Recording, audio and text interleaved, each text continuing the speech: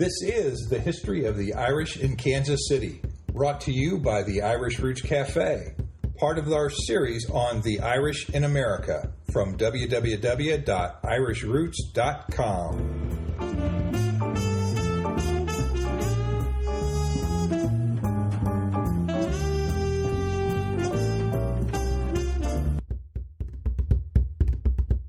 When we moved to Kansas City, there was no Irish dancing. Somehow, Irish Ceili dancing came into being by, I believe it was you, and Katy Sheehan started it up originally. Okay. And he was born while immigrating over in the middle of the ocean, and he was named after the boat, Texas Royal. I find the Irish community to be much friendlier and much more supportive.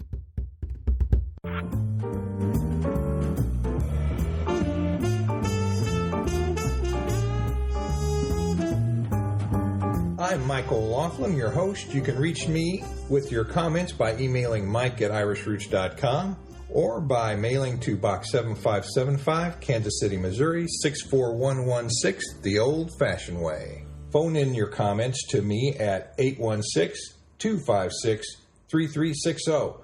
Please do call in and leave your message. We always look for comments, and you might be able to help us out with a little audio message of your own, letting people know what some of the history in Kansas City is, and for that matter in the Midwest as we expand our episodes.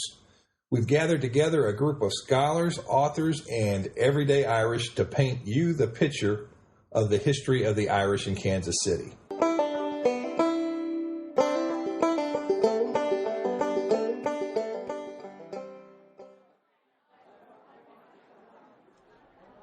Episode number 15. Today we talk with Denise McNally when Kansas City met an Irish and a Scottish dancer all rolled up into one. Well, Denise goes way back in Irish dancing in Kansas City and is a noted performer of both Irish and Scottish dancing and has danced competition style and today teaches the informal Ceili dancing, and I'm sure a lot of us are thankful for that. Now, I got to say that when the Irish pipe group that was started up back in the 1980's dissolved, I was left with a set of pipes, and I didn't quite know what to do with them, and so somehow it came to be that those pipes were passed on to David, the son of Denise, and he did a fine job with them too. A much finer time they had with him than if they had stayed with me quietly hung on the wall. How did that old saying go? The pipes that once through Tara's halls the soul of music shed, now lie as mute on Tara's walls, as if that soul had fled. So it was a good thing that these pipes fled to David, you betcha. And now Denise has taken pity on all of us regular old folk who could not stand competition pressure, and she leads a dance group right to this day for the rest of us. And that's a good thing. So here we go, our interview with Denise at the anniversary celebration at Browne's Irish Market in Delhi, the oldest business in Kansas City and the oldest Irish-owned business in North America. Well, before we do that, let's take a couple of notes on things that might be happening in this area. And by the way, the Missouri Irish book is out and being stocked by Sheehan's Irish Imports in Westport, the Celtic Ranch in Weston, and by the Kansas City store. You can't beat that at all. And of course, I have it up on our own webpage. You might note that there's a lot of history there from the 1800s and that people really aren't aware of all of it, or most of it when you go that far back. And I've even given it an update for the 2007 edition, so it's an interesting little read, and there's something in there for everybody. Now, I'm also adding to our webpage with illustrations and even Irish songs from Missouri. The songs, of course, sung by none other than Peter Riley Adams, who has no equal here. So be sure to take a look at that here soon. For those on our blog, the new pages are under design, and if you read our blog, I'll have the address there so you can take a quick peek at that. You can see early sheet music that was designed and created in Kansas City and brought back in song after nearly 100 years. So it'll be an enjoyable little visit if you do drop by. Now here, what else do we have going on here in the state?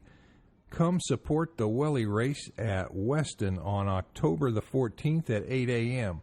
To register, call the Celtic Ranch at 816-640-2881 or call them toll-free at 877-386-2358. There's going to be a free travel voucher, I hear, and that's for a trip to Ireland, and it will be awarded in a drawing, so you don't have to win the race, but you do have to enter at least. And everyone owes a thank you to the Celtic Ranch for supporting the activities up there in Weston so well. I also have a note here from the Central Missouri Celtic Arts Association, their newsletter out of Columbia, Missouri, and they announced a concert and dance with Matt and Shannon Heaton Friday, October 12 at 7 p.m. It's a 1-hour concert followed by Irish folk dancing for everybody. $5 admission for the adults, and it's free for ages 15 and under, so, hey, that's a deal for the kids, too. And what else do we have here? Let me see. Friday, October 12th in Columbia, they're going to have their Ceili, it's social dancing, at the First Christian Church at the corner of 10th and Walnut Street in downtown Columbia. Beginner's lesson starts at 7 and dancing starts at 7:30, so you got a half hour to learn your trade.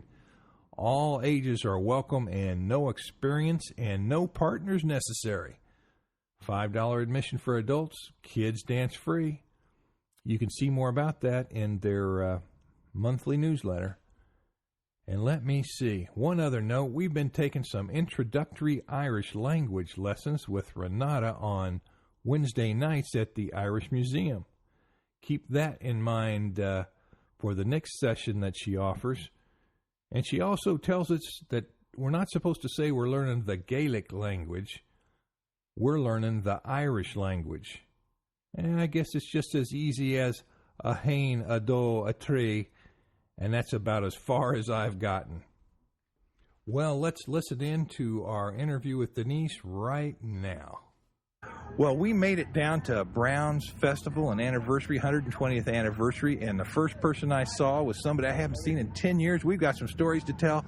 It's Denise. Denise, could you introduce yourself and tell us a little bit about your history with Irish and dance and activities in Kansas City, all the way back from the early days to now, from the early days before it was cool to do all this stuff? Oh, my goodness. Well, my name is Denise McNally. Some people know me as Denise Irving McNally. I first learned Irish dancing, let's say, at my mother's knee, very simple step dancing. When we moved to Kansas City, there was no Irish dancing, and because I wanted to dance and because my father was Scottish, I became a highland dancer.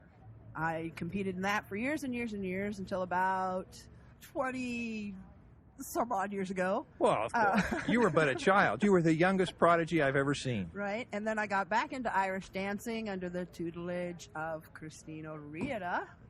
Right, and there's O'Riordan dancers to this day, aren't there? Right, but for a long time, Christine didn't do that, so somehow Irish Ceili dancing came into being by, I believe it was you and Katy Sheehan started it up originally. That's right, over at the Irish American Cultural Center back in 1982, 83, around there. That was Guardian Angel. Yeah, we went to Guardian Angel's Parish. They let us use the parish hall just like way back in the old days. Right, and we changed and whatnot. Eventually, I began to teach it, and with your help, founded the Clanna Eireann Irish Dancers. Oh, my goodness, 20-some-odd years ago, almost 30 years ago, actually. Oh, that's right, and you worked me so hard in those dance classes. I hurt your back. My back went out, and I could no longer dance, and you never forgave me about it until this day. It's taken 20 years. It's not true. 20 years to speak to me again. That's not true. You've got a son, don't you? Yes, I do. His name is David. And is he active in the arts or music? David is a professional, award-winning bagpipe player. Oh, my God. And what kind of pipes would he be using today? Today he's using McLeod pipes. McLeod pipes. Oh, okay. Oh, I can't keep up. But you gave him his very first set of bagpipes when he was 6 years old. 6 years old, and he's like won all kinds of awards, international competitions. Yes, he has. And he's based right here in Kansas City. What's some of the top awards that he's won? His biggest award to date would have been placing 5th in the silver medal contest that took place in Kansas City. It's called Winter Storm, and he is also a piping judge now. Oh my! Now, and what for you now? What are you doing today? Since you dancing all the way back then, you started that dance group. Now, what do you do as far as dance today? Now I teach through Communiversity, along with Margene Baum, and we have a performing group of about 14 dancers that perform at nursing homes and schools and the Renaissance Festival. Any place that is interested in seeing the dances and learning a little bit of history, Irish history. We do a little storytelling. And we also have expanded to include Scottish country dancing as well. Well, I tell you, so it's sort of a combination. Now, do you mix the dancing? Yes. And could you tell, just from an amateur's viewpoint, what would be the difference between Scottish dancing and Irish dancing? Well, one big difference is the Irish knees are in and the Scottish knees are out. A lot of the steps have similarities, yet differences. The Irish of today, Irish dancers, step dancers of today, are very high off the ground. And that wasn't always the case? Not way back. Right, and the hairdos, too, have changed. The hairdos, too, have changed. What do you think about that? Everybody has to wear their hair the same way. I don't like them. They're distracting to me. Yeah, I sort of watch the curls go bouncy, bouncy, bouncy. I sort of thought the same thing. It'd be okay if one person did it, but for everybody to do it, I don't know. But it's the same in Highland. They all wear buns. Right. You know, like anything, any dance, you evolve, and Irish dancing has definitely evolved since Riverdance. Well, now, if somebody wanted to get involved dancing with your group today, you're sort of a Ceili group, a fun group of adult dancers. Right, no pressure. That's right. It's not this performance dancing. This is just for fun. What you might do in a pub just to get up and have some fun and dance. Right. And how would they contact you or get involved? The best way would be to get the Communiversity catalog. Right. And look under the arts for Irish Ceili dancing. And where's that Communiversity catalog at? You can get it in Borders. It's also online if you type in UMKC Communiversity. Oh, good. And it takes place on Tuesday nights at Westport Presbyterian at this time from 7 to 8:30. Okay, great. And what about your? You got any Irish family names in your line? In your heritage? Oh my goodness. What would they be? See, my mother was a Brady. A Brady? Good Clare name, I think. Right. My grandmother was a McDermott. The McDermotts. We have a Livermore in there. I remember McDermott of Moy Lurg. I don't know. Do you know where they came from in Ireland, or just got the names? My grandfather, originated in County Cork. County Cork. That's where he lived. A good county. And about how long ago? About what year would it have been he came over? The 1800s. Well, that's good. After the famine, after 1850. Actually, it was my great-grandfather. Okay. And he was born while immigrating over in the middle of the ocean, and he was named after the boat, Texas Royal. My God, you hear stories about being born on the way over, but you're the first one I've met in person that told me the story. Yeah. Now, how did they get to Kansas City? Do you know? That was my father's doing. So your father was the one that finally came in. Right. We are originally from Canada. Right. Oh, so the family originally settled in Canada. I think 3 out of 4 of the people I've interviewed have had families come from Canada, and they've made their way down to Kansas City. My grandparents first came to Ottawa, and eventually they migrated into Toronto. I believe, if I understand correctly, they came through Ellis Island. Right. As did my father's parents that came from Glasgow. My gosh, so they came in after 1891, probably 1892. That's when Ellis Island was open, or they might have come through the other Castle Island that was there before Ellis Island. And when they came, where'd they settle in Kansas City? Well, my parents moved us all to Overland Park, Kansas. Overland Park. Was that sort of new then? A lot newer than it is today. That was back in 1963. 1963. And what kind of jobs run in your family? Do you remember back early? My father, I don't know what you'd call him. He worked for a Western Waterproofing Roofing. He did, All right. if you've ever been, well, it could have changed. He was a builder on the BMA building. Okay. And he created the special technique that was on the walls. He took a lot of pride in that. Yeah, we come from a long line of laborers. Now, every Irishman in Kansas City came from a line of laborers, I think. What about your grandfather or great-grandfather? Any idea what he did? I don't know what my great-grandfather did. My grandfather was a horticulturist. Oh, my goodness. No, that doesn't sound like a laborer. Well, he was the guys. You ever seen the flowers that are designs? Yes, like yes. That's what he used to do. Very good. I could call him gardener. Landscaper. You could have come back into that yourself. You still might. No. I do not have green thumbs. They are black. However, I have kept my shamrock plants alive now for 2 years. I'm proud of myself. Do you have any impressions of the Irish community in Kansas City over the years? What they're like, or can you contrast them with the Scottish American community? I could get into trouble for this. Well, no, just in the spirit of good analysis. 100 years from now, people might want to know. So what would you say between the Irish American and the Scottish Americans in Kansas City, just in your personal experience, what kind of difference do you see? I find the Irish community to be much friendlier and much more supportive. It's more of a one giant activity. When you look at the Irish community, there's always something going on somehow. In a lot of areas, a lot of charity work. And, of course, there's a lot more Irish in the city. This is true. At least it appears that way. I haven't looked at the censuses, but I would think. There's just, I just know that, over the years that the Irish community has been very, very supportive of me in a lot of areas. And I really that's great. Appreciate it. And I've made a lot of friends, and I miss some friends that I don't see. And now, if somebody wanted to just bump into you when you and your folks were dancing, where might they go to find you? Oh, the next thing we have coming up is the Renaissance Festival, the weekend of the 22nd and the 23rd of September.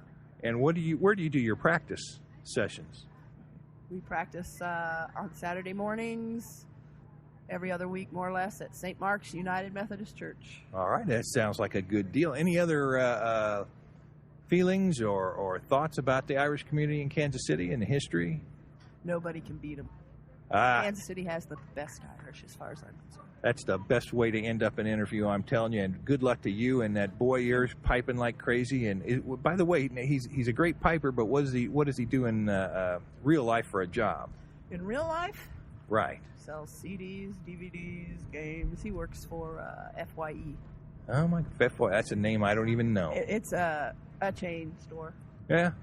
Well, he's sticking around music, so you can tell where his background is. If he could earn his living just piping, he would be just absolutely happier than a lark, but that's just something that doesn't happen in Kansas City. Well, Denise, it's been great talking to you, and I still remember the days you were helping out and volunteering for the Irish American Cultural Center back in the 80s. A long time ago. Oh, it was, but it was fun, and you were one of the people that just supported you. Jump in. That's right. And as I fell by the wayside with a bad back and terrible suffering, you went on to become a star and carry on the Irish traditions of dance and volunteerism, and I just think it's great. Thank you. We'll talk to you later. And it's been good seeing you. It has. I have missed you, Michael O'Laughlin. Too many years, Denise McNally. And by the way, you forgot, I have a daughter, Mary Beth. Oh, Mary Beth. I got so wrapped up in the pipes.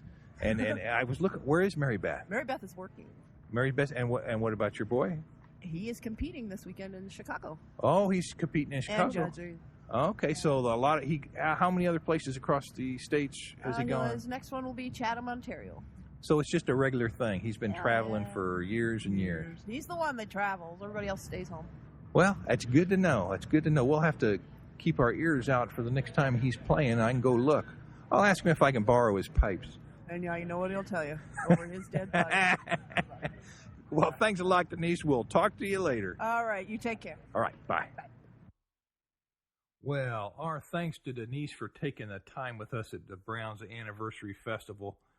I also talked with a couple other folks there. I think it was Mav O'Malley and Stephanie Mahoney. We'll have those interviews coming up later. I tell you, there's just not enough time in the day to get all this done anymore. Until then, remember to listen into our sister podcast, Irish Families Worldwide, which alternates with the podcast you're listening to now. And that means we have a broadcast coming your way every single week. No reason to miss it. And this is Mike O'Laughlin at the Irish Roots Cafe. Reach me anytime at irishroots.com, where you can find all of our books and podcasts and blogs, including our Irish Families Worldwide podcast. And be sure to check the show notes for this episode on our webpage. We have extra material on that show notes page on our webpage, so don't miss it. Donations and comments are welcome, and a big thank you to all of our members who make this all possible. That's all, folks. Until next time, we meet right here where Ireland met Kansas City at the Irish Roots Cafe.